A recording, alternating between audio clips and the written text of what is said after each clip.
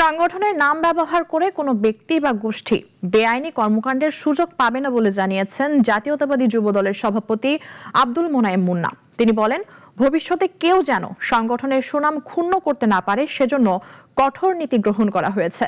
সমসাময়িক রাজনীতি ও আগামী দিনের কর্মপরিকল্পনা নিয়ে রাজধানীর একটি হোটেলে সংবাদ সম্মেলন করেন বাংলাদেশ জাতীয়তাবাদী যুবদল। এ সময় যুবদলের সভাপতি জানান, সংগঠনের আদর্শ বিরোধী কর্মকাণ্ডের অভিযোগে সারা দেশে প্রায় ৩০০ নেতাকর্মীকে বহিষ্কার করা হয়েছে। সংগঠনগুলোর সুনাম ও শৃঙ্খলা রক্ষায় অনেকের বিরুদ্ধে থানায় ফৌজদারি মামলাও করা হয়েছে।